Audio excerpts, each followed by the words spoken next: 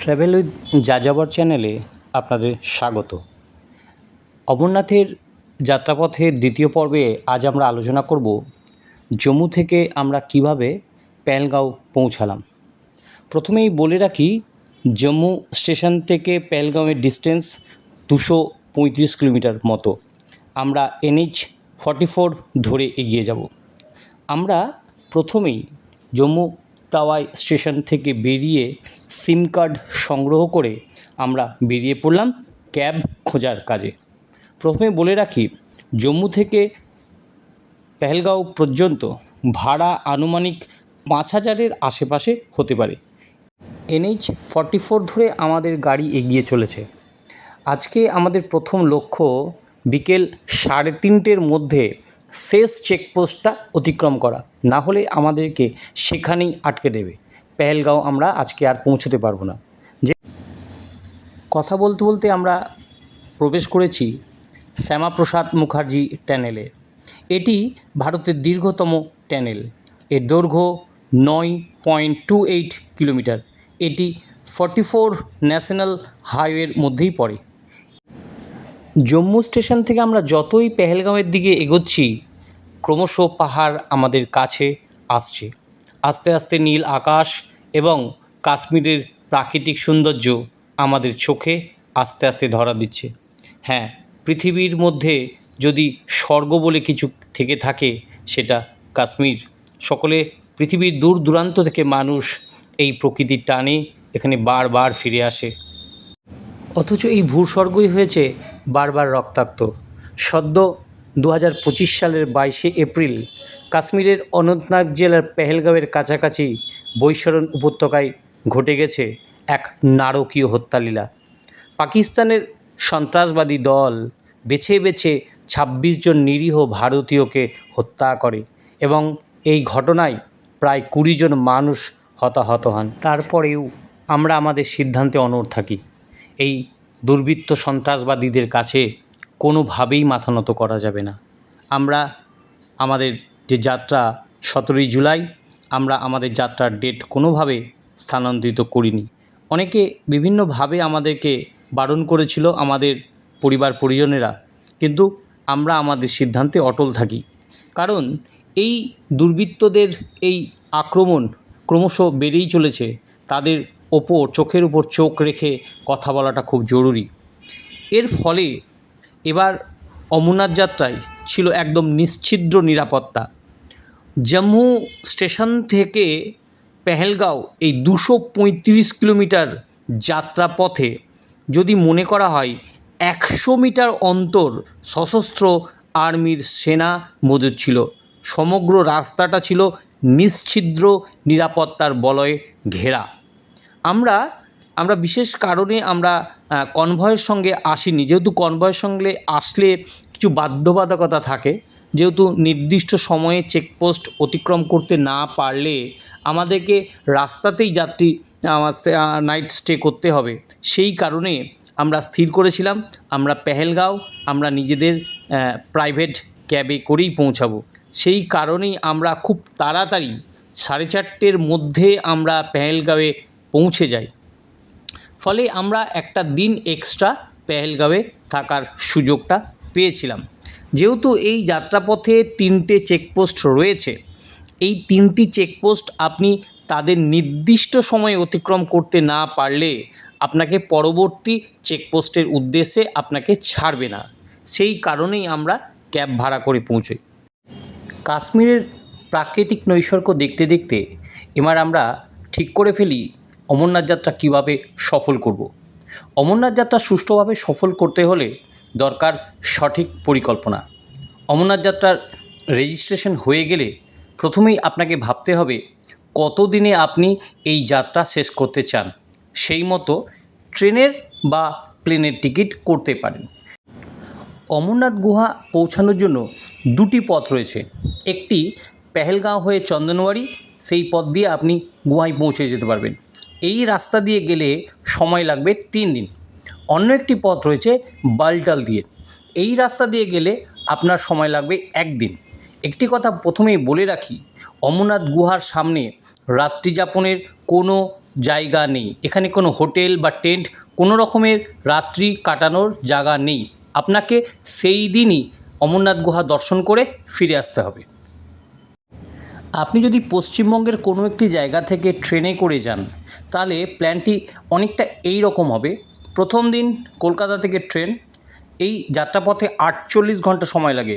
প্রথম দিন ট্রেনে, দ্বিতীয় দিন ট্রেনে, তৃতীয় দিন সকালবেলায় আপনি পৌঁছে যাবেন জম্মু তাওয়াই স্টেশনে। সেখান থেকে আপনার প্রথম উদ্দেশ্য পেহেলগাঁও পৌঁছানো। আমরা এর আগেও আলোচনা করেছি পেহেলগাঁও আপনি কিভাবে যেতে পারবেন। দুটো পথ, এক হচ্ছে প্রাইভেট কার, আর না হলে আপনাকে সরকারি বাসে করে যেতে হবে কনভয়ের সাথে। দেখতে দেখতে আমরা শেষ চেকপোস্ট অতিক্রম করে একদম উধামপুর ক্রস করে আমরা কিছুটা পেহেলগামের কাছাকাছি এসে একটি রেস্টুরেন্টে দাঁড়িয়েছি দুপুরের খাওয়া দাওয়া করব বলে। এখন ঘড়িতে টাইম প্রায় 4:30 বাজছে। সূর্যের আলো দেখে এখানে বোঝা মুশকিল সন্ধে কখন লাগবে, কারণ এখানে সন্ধে নেমে আসে রাত্রি 8টার দিকে। আমরা তাই এখন দুপুরের খাওয়া দাওয়া সেরে আবার বেরিয়ে পড়ব পেহেলগাঁওয়ের উদ্দেশ্যে। তৃতীয় দিন বিকেলের মধ্যেই আপনি পৌঁছে যাবেন পেহেলগাঁও বেস ক্যাম্পে। এই পেহেলগাঁও হচ্ছে অমরনাথ যাত্রার একটি বেস ক্যাম্প।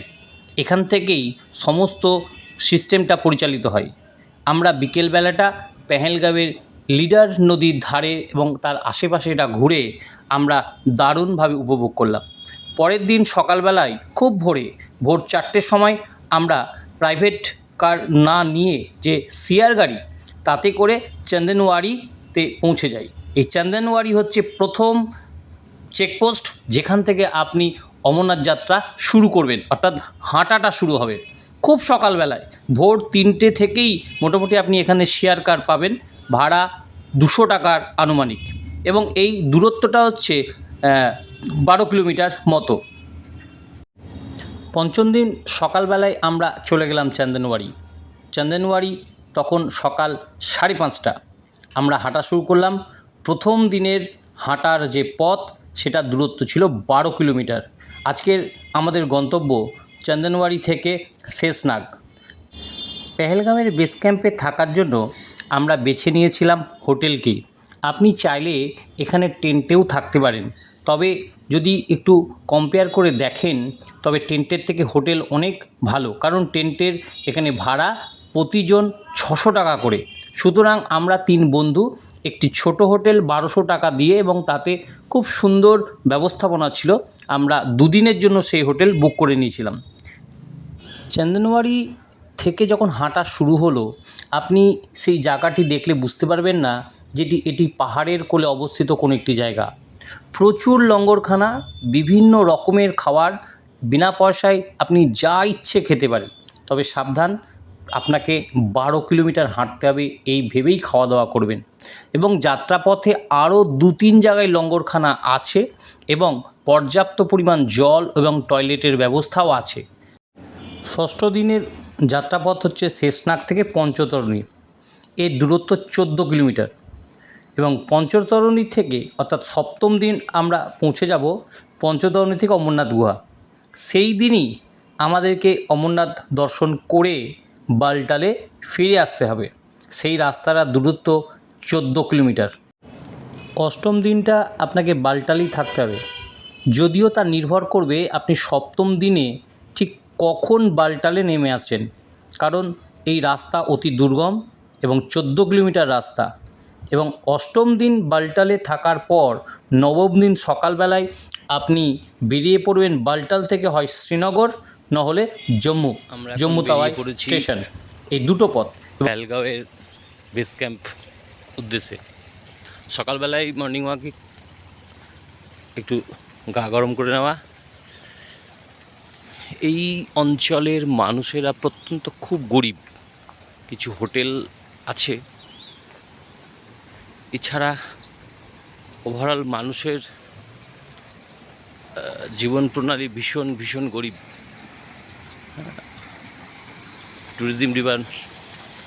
ট্যুরিজমের উপরেই তাদের জীবন জীবিকা চলে। পেহেলগাঁওয়ের যে বেস ক্যাম্প, সেই বেস ক্যাম্প আর একটু দূরে, আমরা কাছেই একটা হোটেলে রয়েছি, এখানে পুলিশের আর্মির কড়া প্রহরা। আমরা পৌঁছে গেছি নুনওয়ান বেস ক্যাম্পের একদম কাছে।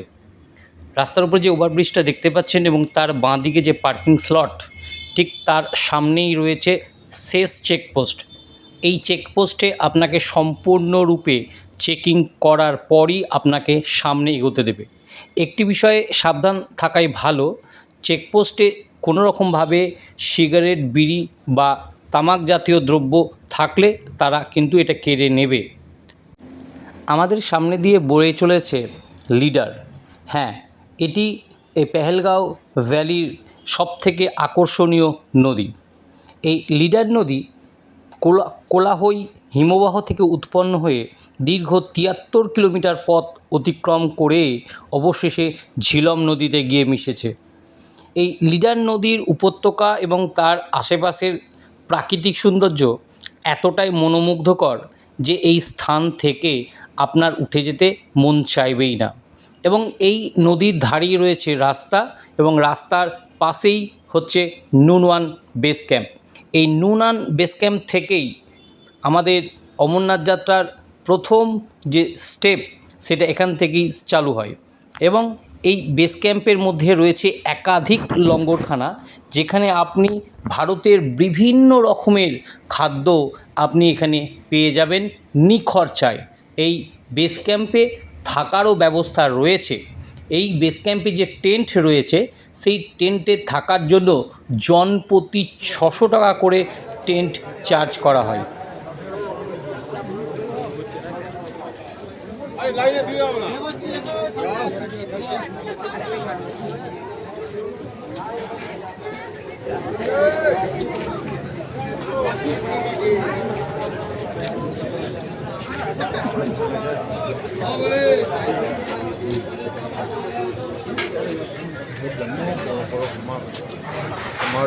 बनी नहीं होता है।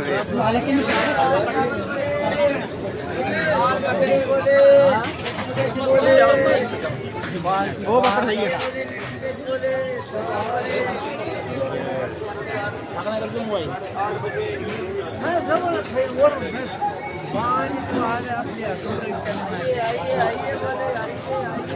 आता उद्या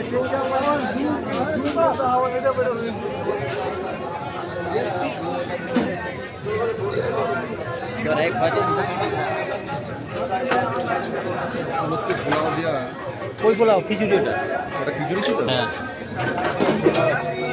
খিচুড়ি ওটা, এটা খিচুড়ি।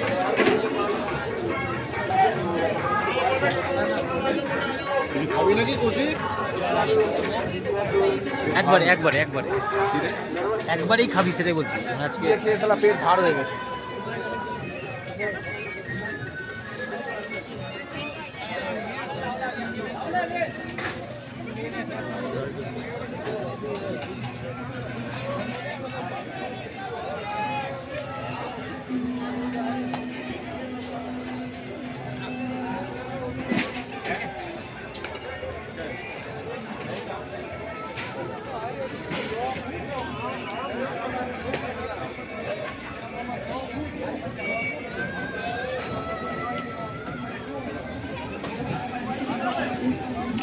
বন্ধ করবো?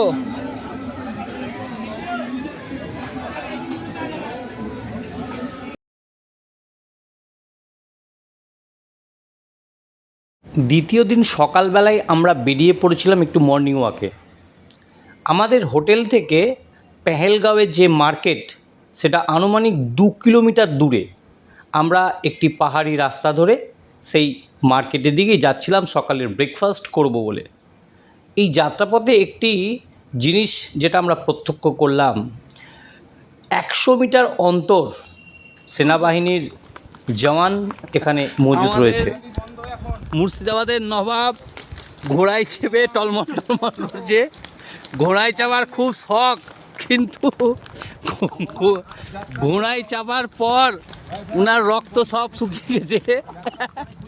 এখন কখন নাম। পেহেলগাম ভ্যালির আরও একটি দর্শনীয় স্থানে আমরা পৌঁছে গেছি। এটির নাম মামালেশ্বর মন্দির।